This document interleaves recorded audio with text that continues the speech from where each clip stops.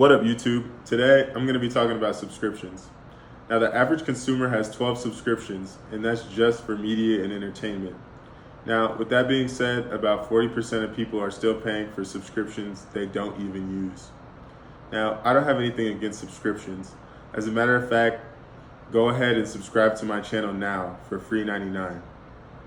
But anyways, the subscription economy is growing and it's expected to keep growing and changing in the future. As technology gets better and people's preferences change, we will see a few important trends in the subscription world. First, personalization will become even more important.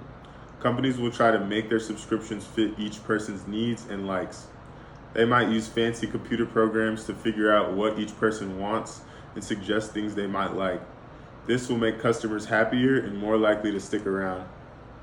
Next, we will see more subscriptions for specific interests or groups of people instead of just general subscriptions. There will be ones for specific hobbies or types of entertainment. This will give people more choices and let them find things that really match their interests and personality.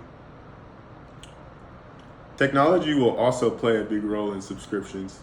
Smart devices and computers will help people manage their subscriptions and suggest new ones based on what they like. This will make it easier for people to keep track of what they're paying for and find new things they might enjoy. There will also be more flexible subscription options instead of just paying a set amount each month.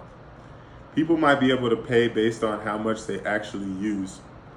This will give people more control over their spending and make sure they're only paying for what they need.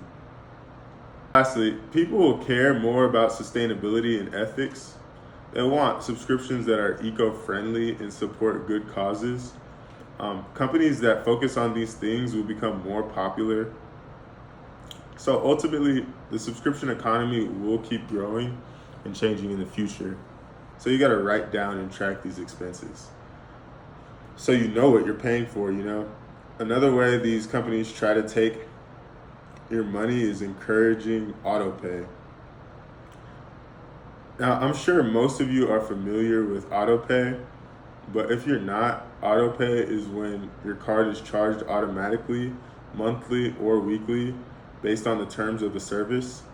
Now, I'm not a financial advisor, but the only time I would recommend using autopay is for mandatory payments like a phone bill, for example, which will also give you a discount for using it depending on your carrier.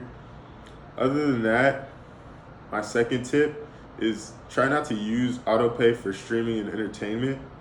If you actually use it, it's better to spend the extra few minutes paying for the service again manually than looking at your bank statement at the end of the month and realizing you haven't watched Hulu in 6 months, even though you're paying the price for it. Now, free trials are like reverse Sour Patch Kids. First they're sour, then they're sweet. Nope, first they're sweet, then they're sour.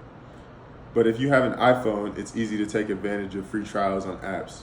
You can easily start the trial, then go straight to settings and cancel immediately, while still getting to access the features of the app until the trial period is over.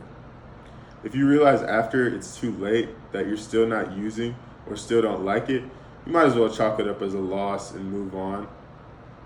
You can only actually view one streaming service at a time, so it makes sense to prioritize your subscriptions. Now, I'm going to pick on streaming services particularly. Having too many streaming services can lead to fatigue or you feel overwhelmed by choice. Also, many of these services offer similar content, so having some of these services may mean paying for the same movies. Additionally, having multiple streaming services can also lead to a significant increase in monthly expenses. Now, let's do some quick math here. If the average cost of a streaming service is around $10 per month, and you have 5 different streaming services, that's $50 per month, just for entertainment. Now, multiply that by 12 months, and you're looking at $600 per year. Now, that's a significant amount of money that could be spent elsewhere, like investing in yourself. So, how do you prioritize your subscriptions? Well, it's all about identifying your preferences and your interests. Take some time to evaluate which streaming services offer the content you enjoy the most. Are you a fan of original series? Do you prefer movies or documentaries? Once you have a clear understanding of your preferences, you can make an informed decision about which subscriptions are worth keeping and which ones you can let go of. Another important aspect to consider when prioritizing your subscriptions is the value for money. Some streaming services offer additional services or perks or benefits that make them more worthwhile. For example, certain platforms provide access to live sport events or exclusive behind the scenes content. If these features align with your interests, it might be worth keeping that particular subscription. For example, HBO Max, or it's called Max now, just started to offer live sports, and I was able to watch the first game of the season yesterday on the Max platform. It's also worth mentioning that many streaming services offer bundle deals or discounted rates when you subscribe to multiple platforms. This can be a great way to save some money while still enjoying a variety of content. However, be cautious not to fall in the trap of subscribing to more services just because they are bundled together. Remember, the goal is to prioritize and streamline your subscriptions, not accumulate more. Now let's talk about the importance of regularly reviewing your subscriptions. It's easy to sign up for a service and forget about it, especially if you have autopay enabled. However, taking the time to review your subscriptions on a monthly or quarterly basis can help you identify any unnecessary expenses. Now ask yourself, am I still using this service? Is it providing value for money? Can I find similar content elsewhere? If the answer is no, it might be time to cancel that subscription and redirect those funds towards something more meaningful. Lastly, don't be afraid to negotiate or explore alternative options.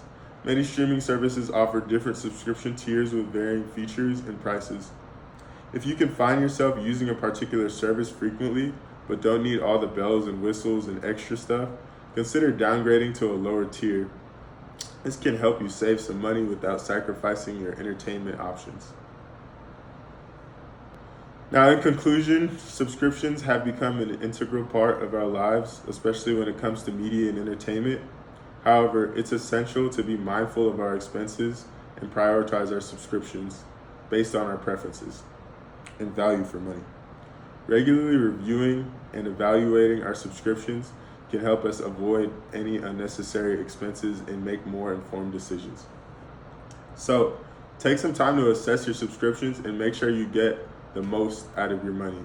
And remember, it's okay to let go of subscriptions that no longer serve you. Now, if you found this video interesting, I appreciate it if you go ahead and drop a like. Peace out.